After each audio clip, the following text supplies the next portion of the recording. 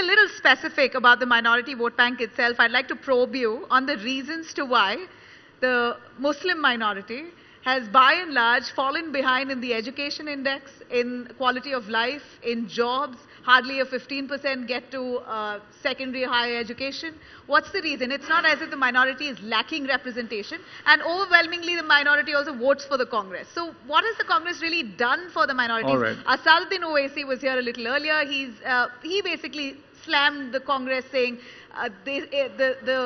the plight of the Muslims in India today is because of what the Congress did. Basically nothing. See, I don't want to get into an argument with Mr. Owaisi. So, but your response to that? I will give you a response. He's been a supporter of the Congress party in the past. His father was a very steady supporter of the Congress party.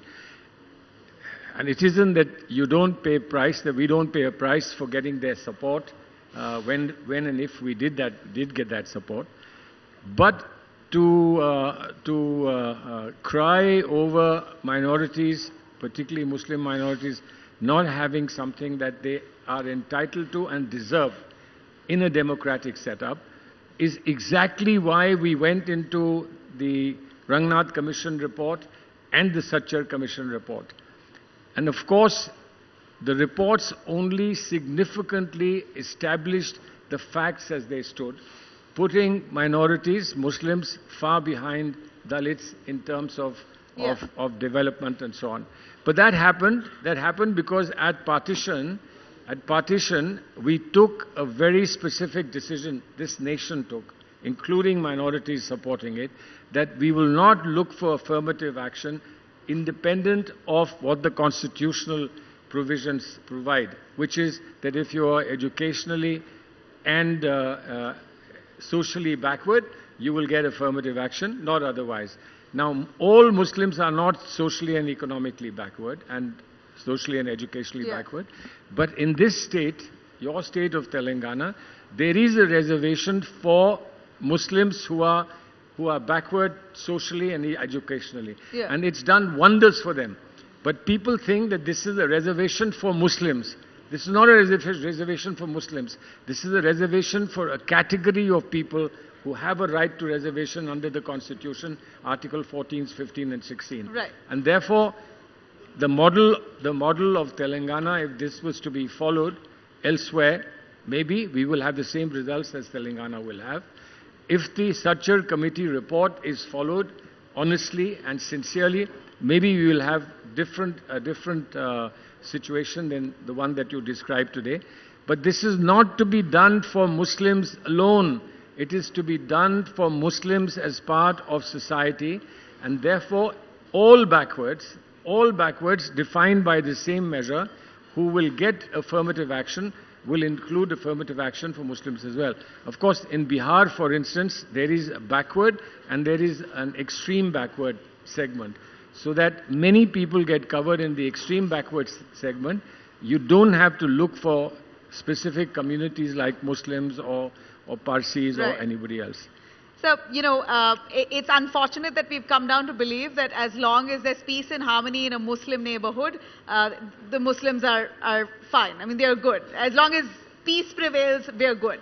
But the real upliftment of the Muslim community, by and large, has been lacking. What do you think, going forward, could be the real deal to impact them positively? Well, there is a threesome answer: education, education, and education.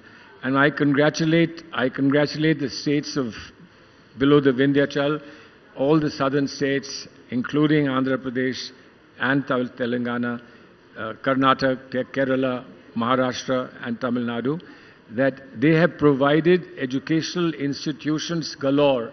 And therefore, the situation as far as minorities are concerned here in this part of the country and the northern part of the country is vastly different. So we need to follow the example of the states of the south up in the north. And we must do two things: give them good education and then ensure that they are not prevented from getting good jobs. That's all. For the rest, they would be fine.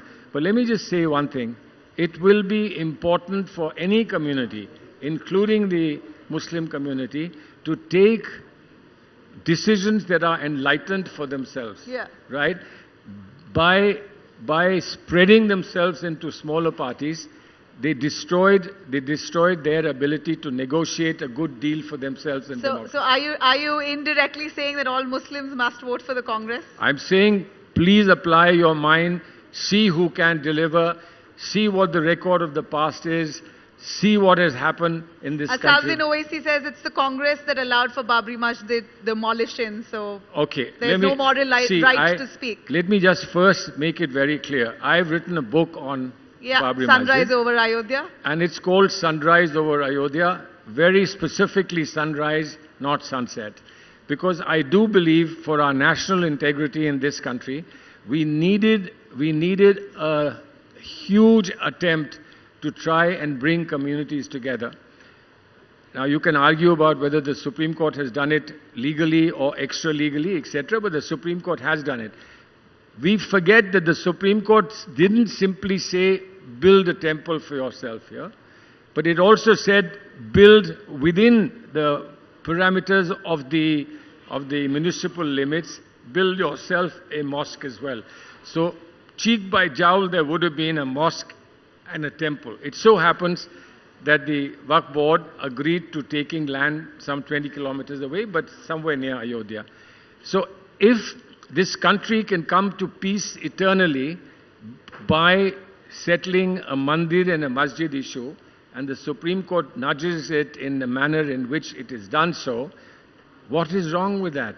And let me just say this, people who have a problem about Babri Masjid, please tell us what you did to secure Babri Masjid or the future of Babri Masjid.